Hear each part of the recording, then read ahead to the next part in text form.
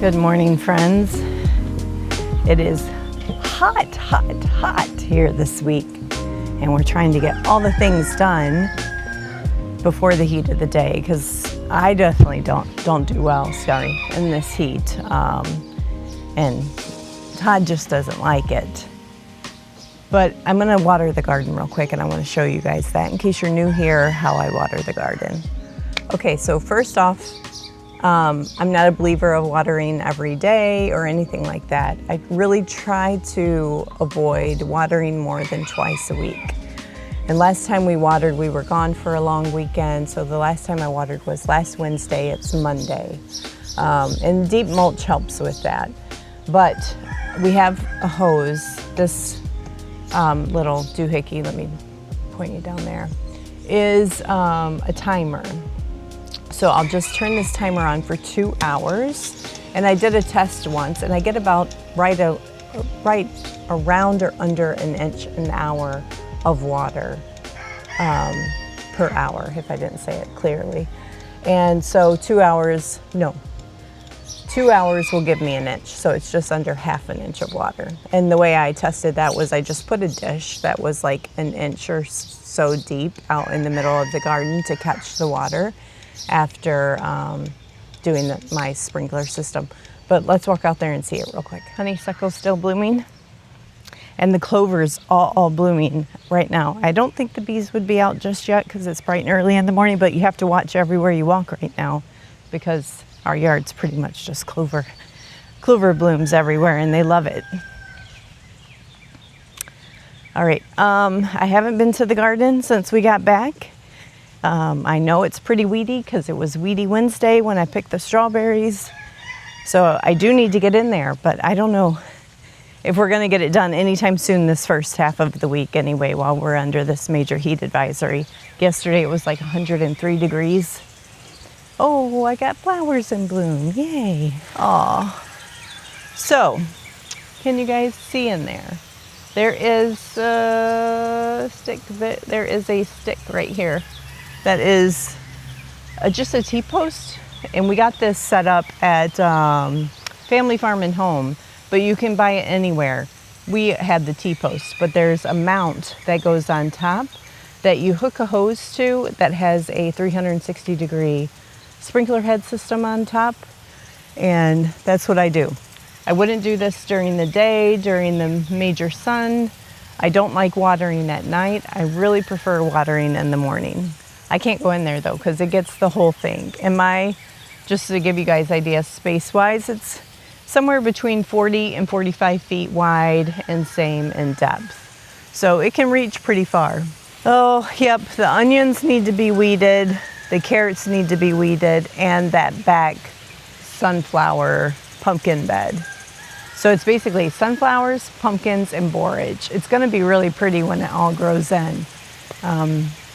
And before I left, I did see the first few potatoes popping up. But look at my flowers. Aw, so pretty. So pretty. Bachelor's buttons in bloom. Yay. Okay, but the main thing I want to do today with you guys is, well, I don't know if it's the main thing because I just really don't plan on being out in the heat that much. This honeysuckle is way overgrown on my garden fence, and I need to get that trimmed back. I was just seeing if there's anything. Yeah, so the yarrow's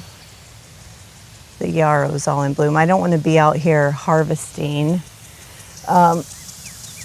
anything in the middle of the day. Ugh. Pretty, pretty, pretty. We got a little bit of bee balm in bloom that we can grab.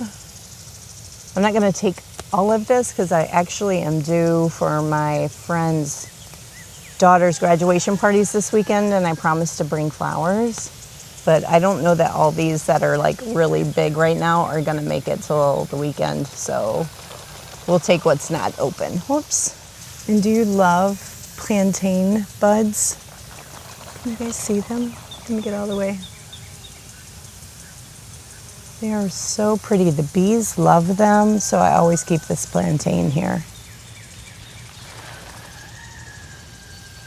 Okay, and coming on down, I planted several bee balm in this little space.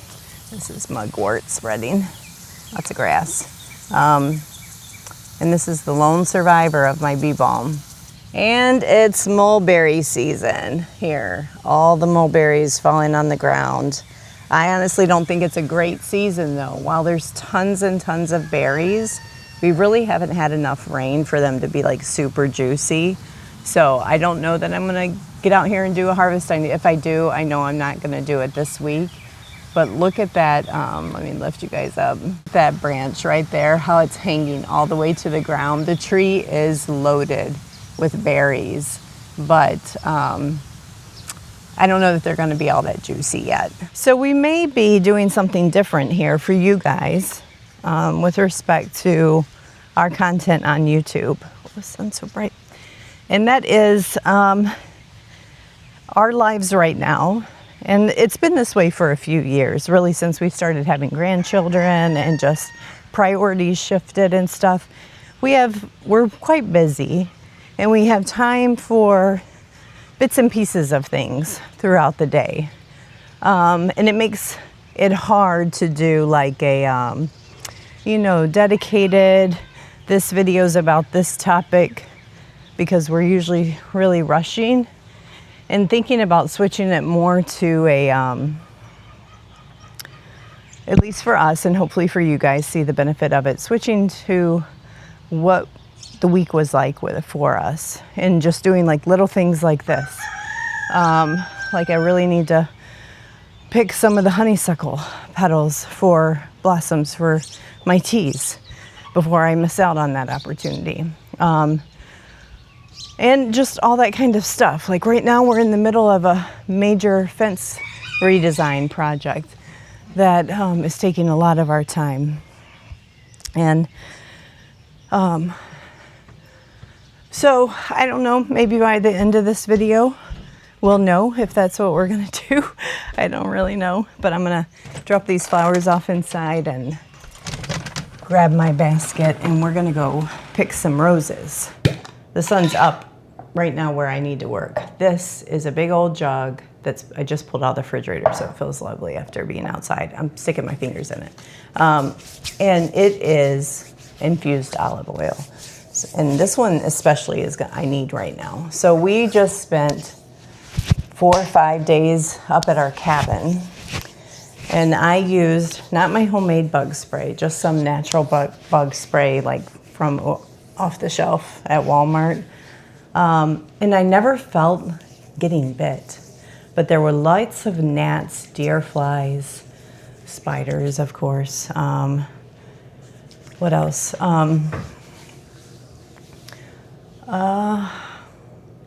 Mosquitoes, but like I said, I never felt bit. But on the way home, I was breaking out in tons of bug bites, like as if it was like a delayed reaction. And I don't know if you guys can see them. There are a few on my shoulder here, a couple on my neck. Why am I mentioning this? Oh, because this oil is going to be really good for healing all those bites. This oil here is calendula, plantain, and a little bit of oregano infused in it. And I use my rose infused oil typically for my sunscreen. And sorry for my chubby legs if you're seeing the cellulite. We're just being real on TV. Okay, but I remembered I had this one in the fridge and I'm mainly keeping it for like making soaps and salves and stuff.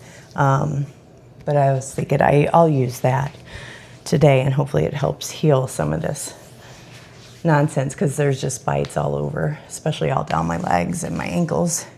Okay. Why am I using olive oil?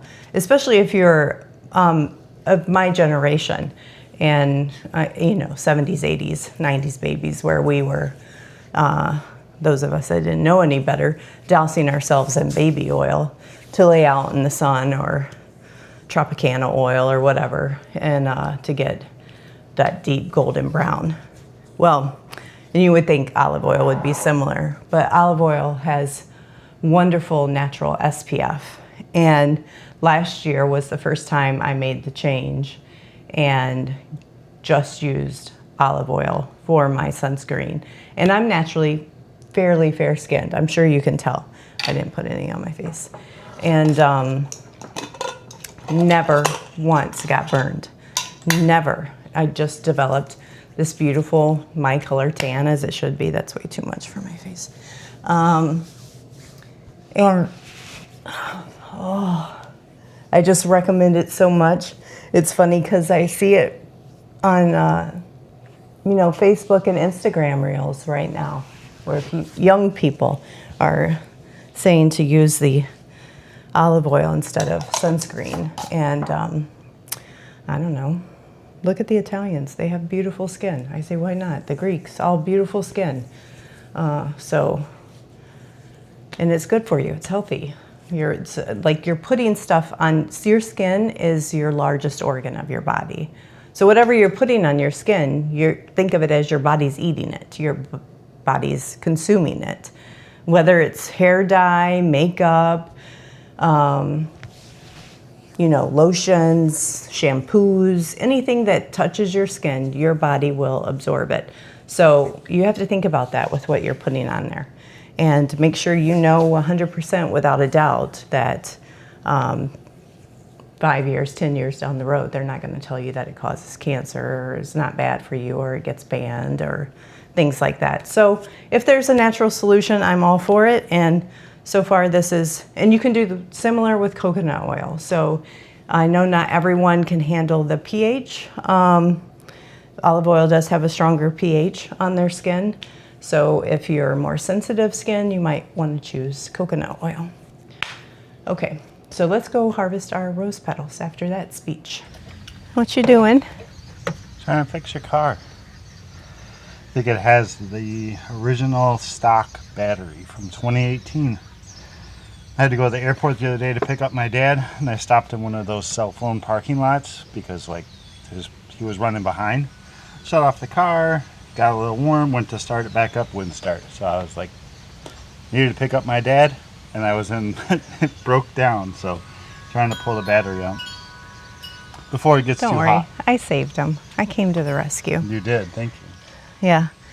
Yep, that's what I was saying. It's going to be really hot, so we're trying to get jobs done before the heat of the day.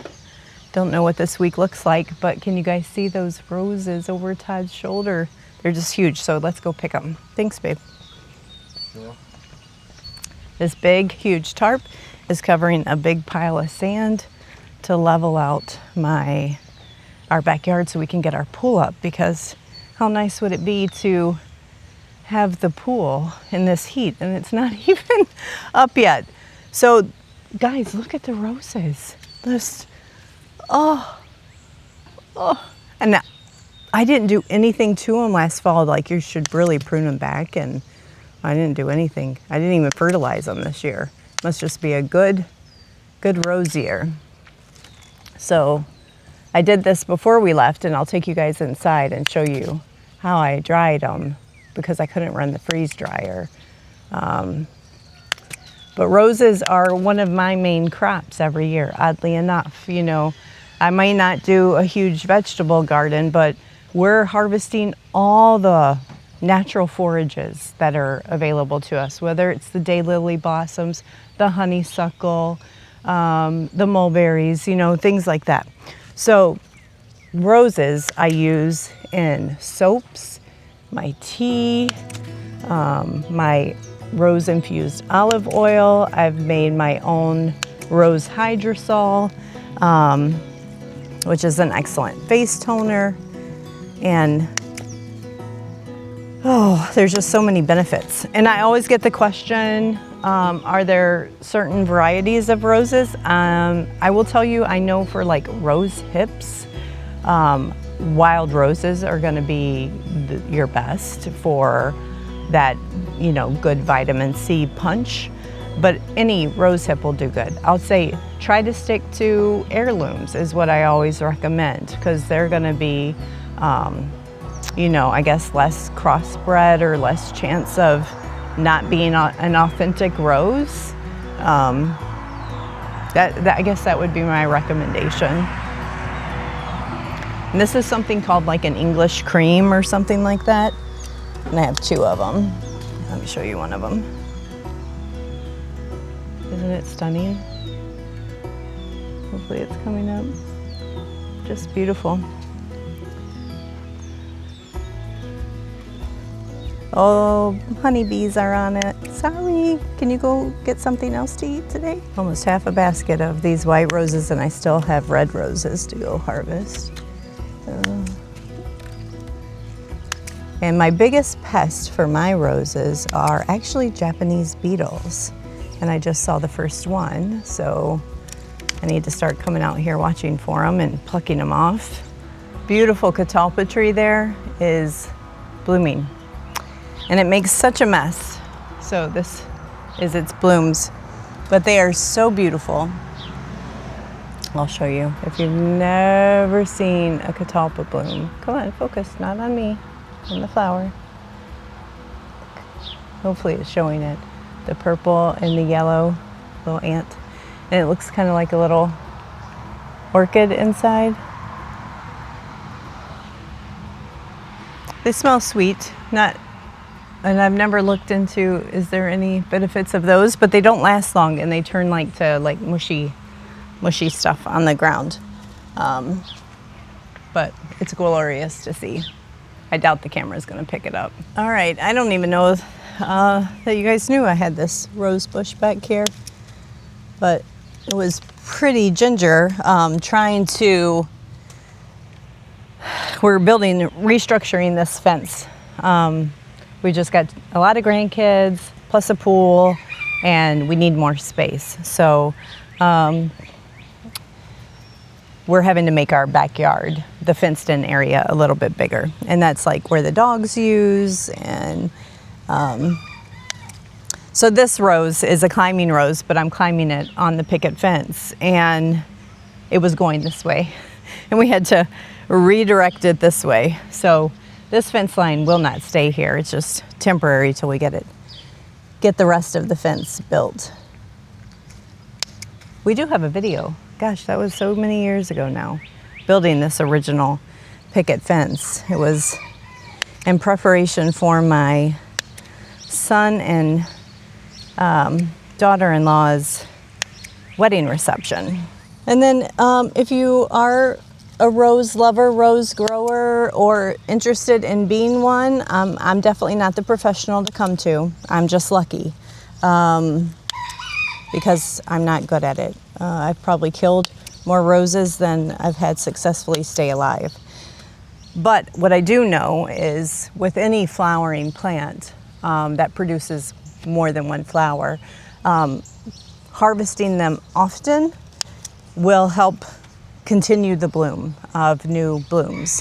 So that's what I try to do, is regularly harvesting them, and then whether you're bringing them inside the house for cut flowers or you're making something out of them. We're gonna have to go around the backside. It will just help these, just because I harvested maybe not quite this much before we left for the cabin, and it was all in full flush again when we got back. Oh, that's a beauty. So beautiful. Oh, I can't get over it. Did you guys know we had turkeys? Did I tell you guys that? Just 3. Plenty for us, but they're getting big. Oh, where are you, other one? Are you up high? Perched? I'm not seeing them right now. We're going to just give them some cool water for the morning, and that's probably pretty warm. They're almost big enough to let out of this space, which would be good because we have tons of mulberries right here too that they can eat on. Yeah, they're all there. Can you see them? Hi, little guys. Check your food. Turkeys are absolutely one of my most favorite animals to raise, next to pigs, believe it or not, especially these big white-breasted turkeys. I swear they have the best personality. They are so fun. They'll just follow you around. They are a blast. Okay, alrighty. Nice cold water for a hot day. If it gets too bad, I think tomorrow's gonna be the worst. From a heat indices perspective. And if it gets, oops, sorry about that. As I was saying, if it gets too bad, I have frozen 2-liter bottles of water I can put in there that they can like lay up against and cool off. I guess babies are just a little bit more fragile then, and they're like 3 weeks old, than something hardy like a full-grown chicken. I'm not worried about the chickens at all. They'll stay in the shade, they'll fluff out their feathers and cool off, and their coop, for the most part, stays really good and shaded. So we're gonna take our roses in, and I wanted to show you guys how I dried them. Not the best way, but definitely doable in case you're interested and you don't have a freeze dryer, because these are going in the freeze dryer. Okay, so over here is my dining room table. And when we left for the cabin, I had these all laid out, and they've shrunk quite a bit, and a fan set up on them. But they were upside down when we left, and yesterday when we got home we turned them over. But listen, they're pretty dry. They lose, well, I guess why I think it's best to freeze dry versus air drying is just they lose some of the quality of their color. Like here's one that, you know, it gets just a little, you know, antiqued, let's call it that. It'll obtain that antiqued rose look versus when I put these in the freeze dryer, they're gonna come out that color. So that's what I'm gonna go do right now. And you know, all I do is throw them in there, and then when they come out the freeze dryer, you can just pluck the green bottoms off. So don't need to show you that. But I think that's it for morning chores. We got everything watered and got that little harvest done. If I feel brave, I'll look when the 2 hours is up. That'll be like 10 o'clock. If the garden's still in shade, I'll run out there and do a little bit of weeding. But I get heat exhaustion very, very easy. And I don't want that in my life right now. So it's been, how long, 2 weeks since we made our homemade laundry detergent and fabric softener together, and I thought I'd give you guys an update. So number one, towels are super soft. And I can say I'm 1,000% happy with the laundry detergent and the fabric softener that goes in the washing machine. The dryer sheets, I mean, they do the job, don't get me wrong, but I feel sometimes, not all the time, like I'm telling you, there's like no vinegar smell at all. But the first couple batches I did, and even though I wrung those sheets out, really wrung them out, it was a little much for the vinegar. So I might do, like next time, part vinegar, part water, and the fabric softener mix. So, or you know, but yeah, like this, just so, it's really soft. And they've been in there since last night, so they're a little crinkly. We're gonna do a load because I've got a bunch of laundry to do today from our trip, and I'm gonna show you guys how I use it. Fabric sheets, there's 3 left, and I have reused multiple times. And what I would do is just, I don't have enough liquid left, or otherwise I would do it. Just roll your sheets back up and put them in your container. And then I would flip my container upside down and lay it back on the shelf so it would saturate the next one. So here's a big one. I'm gonna wring it out and then open it up and toss it in with it.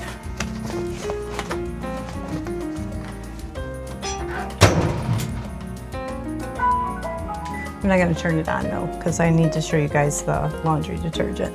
I don't really think there's enough to saturate that last cloth, but we'll try. Okay, and now laundry. Are you, say you're going on a small trip, even if it's just like to see family a couple hours away or camping. I never use suitcases. I have a thing. I don't use suitcases unless I'm flying on a plane. If I am not flying on a plane and I'm car packing, it's going in a laundry basket or garbage bags.